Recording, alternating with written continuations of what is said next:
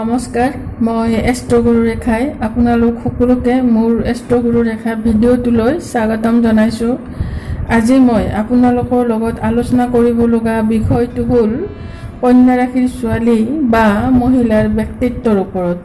কন্যা ৰাশিৰ মহিলাৰ স্বভাৱ, ৰুচি, অভিৰুচি, প্ৰেম আদি প্ৰায় সকলোবোৰ কথাই মই মোৰ আলোচনাটিত সন্নিৱিষ্ট কৰিবলৈ নিশ্চয় চাম।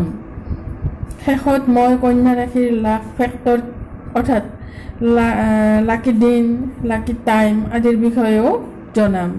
কন্যা ৰাশি ৰাশিচক্ৰৰ 6 নম্বৰ ৰাশি। অন্তৰিক্ষত এই ৰাশিৰ হাতত চাকি বা ফুল লৈ থকা এগৰাকী কন্যাৰ নিচিনা দেখি।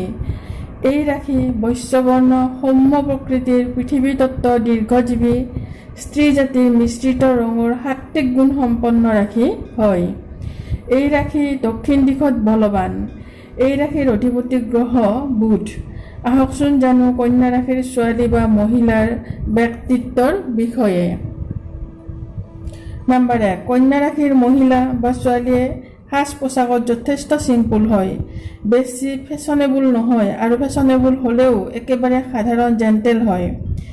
এওঁলোকে বেছি দেখাই ভাল নাপায়, বহুত সাধাৰণ হিচাপে থাকি ভাল পায়।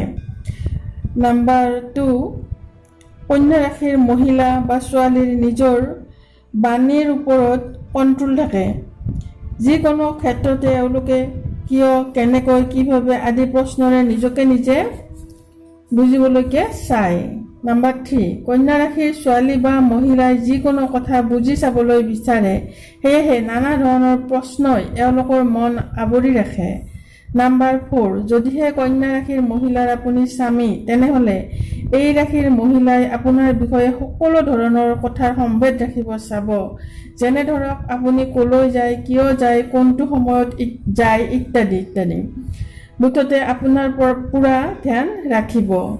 নম্বৰ 5, কন্যা ৰাশিৰ মহিলা যথেষ্ট প্ৰেক্টিকেল হয়। টকা পইচাৰ ক্ষেত্ৰত এওঁলোক সাৱধানী হয়। ক'ত কিমান টকা খৰচ কৰিব লাগে এওঁলোকে পূৰা জানে। সেইকাৰণে কন্যা ৰাশিৰ ছোৱালী বা মহিলাই টকা পইচাৰ ক্ষেত্ৰত যথেষ্ট মিতব্যয়ী হোৱা দেখা যায়।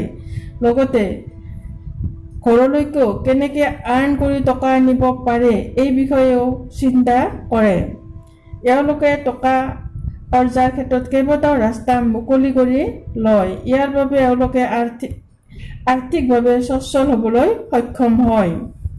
নম্বৰ 6, যি স্থলত টকা পইচা জমা ৰখাৰ কথা আহে, এই ক্ষেত্ৰত এওঁলোক সদায় আগত থাকে। যিহেতু নিজৰ চখৰ বাবে হওক বা কাপোৰ কানিতেই হওক এওঁলোকে বেছি টকা খৰচ নকৰে, গতিকে স্বাভাৱিকতে এওঁলোকৰ হাতত টকা জমা থাকে। নম্বৰ 7, এই ৰাশিৰ মহিলা বহুত বুদ্ধিমতী হয়। নিজৰ ভাষাৰ ওপৰত কণ্ট্ৰল থকাৰ উপৰিও নিজৰ বুদ্ধিমত্তাৰ জৰিয়তে সকলো সমস্যা সমাধান কৰিব বিচাৰে। নম্বৰ 8, কন্যা ৰাশিৰ অন্য এটা মহত্বপূৰ্ণ দিশ হ'ল এওঁলোকে যিয়ে যিটো কয় ঘপহকৈ বিশ্বাস নকৰে। বাকী ৰাশিৰ ক্ষেত্ৰত দেখা যায় যে ক'ৰবাত নহয় ক'ৰবাত আনক ঘপহকৈ বিশ্বাস কৰিলেও, কিন্তু কন্যা ৰাশিৰ ছোৱালী বা মহিলাই আনৰ বিষয়ে আনক পটককৈ বিশ্বাস কৰি নলয় বা ঘপহকৈ বিশ্বাস কৰি নলয়। এওঁলোকে সদায় আনৰ বিষয়ে জানি ল'ব বিচাৰে, কিন্তু নিজৰ বিষয়ে এই ৰাশিৰ মহিলা বা ছোৱালীয়ে একো ক'ব নিবিচাৰে। এওঁলোকে সদায় আনক এনালাইজ কৰি চাই ভাল পায় যে তেওঁৰ লগত থকা সম্বন্ধত থকা মানুহ সম্পূৰ্ণৰূপে বিশ্বাসযোগ্য হয় নে নহয়। নম্বৰ 9, এই ৰাশিৰ মহিলাৰ মনত কি কথা চলি থাকে অথবা এওঁলোকে কি কথা গুণা কথা কৰি থাকে আন মহিলাই মুঠিও গম নাপায়। এওঁলোকে যিকোনো কথা সহজে নিৰ্ধাৰিত নকৰে বা যিকোনো কথা সম্বন্ধে সিদ্ধান্ত সহজে নলয়, অলপ হ'লেও বুজি বাজি চায়। নম্বৰ 10, কন্যা ৰাশিৰ মহিলা বা ছোৱালীয়ে কিছুমান সিদ্ধান্ত লওঁতে দোধোৰ মোধোৰ অৱস্থাত থকা দেখা যায়। বেছি ভাবি গুণি চোৱা স্বভাৱৰ বাবে, অৰ্থাৎ বেছি এনালাইজ কৰাটো যিহেতু এওঁলোকৰ স্বভাৱ হয়, সেয়ে এনেকুৱা হয়। নম্বৰ 11, এওঁলোক যদি বাণীত কণ্ট্ৰোল এওঁলোকে যদি বাণীত কণ্ট্ৰোল ৰাখে তথাপিও কিন্তু কন্যা ৰাশিৰ মহিলা বা ছোৱালীৰ যদি বান্ধৱী আছে তেনেহ'লে এওঁলোকৰ লগত ভাল ধৰণে কথা বতৰা পাতি ভাল পায়। অৰ্থাৎ বাণীত কণ্ট্ৰোল থাকিলেও কন্যা ৰাশিৰ মহিলা বা ছোৱালীয়ে কথা পাতি বৰ ভাল পায়। যদি কিবা কাৰণত আপোনাৰ লগত কথা পাতিব এৰি দিয়ে তেনেহ'লে জানিব যে আপোনালোকৰ সম্পৰ্কত কৰবাত ফাট মেলিছে। নাম্বাৰ 12, কন্যা ৰাশিৰ মহিলাৰ ক্ষেত্ৰত দেখা যায় যে কিছুমান ক্ষেত্ৰত এওঁলোকৰ এক প্ৰকাৰৰ ভয় থাকে। ইয়াৰ কাৰণে এই ৰাশিৰ মহিলাৰ কনফিডেন্ট লেভেল কম হয়। যদি এওঁলোকে অলপ কনফিডেন্ট হৈ সিদ্ধান্ত ল'লে হয় তেনেহ'লে জীৱনৰ বহুত ক্ষেত্ৰত এওঁলোকে সফল হ'ব পাৰিলেহেঁতেন। নাম্বাৰ 13, কন্যা ৰাশিৰ মহিলা বা ছোৱালীয়ে কেতিয়াও নিজৰ ৰাস্তাৰ পৰা আঁতৰি একো কাম কৰিব নিবিচাৰে, কাৰণ এওঁলোকৰ মনত এক ধৰণৰ ভয় ভাৱ থাকে যে যদিহে এওঁলোকে অলপ বেলেগ ধৰণৰ কিবা কাম কৰে সেইটো কাম যেনিবা ভালেই হওক, অইন মানুহে কিবা ক'ব নেকি বা অইন মানুহৰ পৰা কিবা কথা শুনিব লগা হ'ব নেকি এইবোৰ ভাবে। এই ধৰণৰ চিন্তাধাৰা সদায় মনত থকা বাবে জীৱনৰ বহুত ক্ষেত্ৰত এওঁলোকে পিছ পৰিও যোৱা দেখা যায়। গতিকে এওঁলোকে যদি নিজৰ কনফিডেন্ট লেভেল বঢ়ায় তেনেহ'লে এওঁলোকৰ বাবে বহুত ভাল হ'ব। নাম্বাৰ 14, য'ৰ পৰা টকা আহে সেইবোৰ ক্ষেত্ৰত এওঁলোকে কাম কৰি ভাল পায়, কিন্তু যিবোৰ ক্ষেত্ৰত শাৰীৰিক কষ্ট হয় সেইবোৰ কাম কৰি এওঁলোকে বৰ ভাল নাপায়।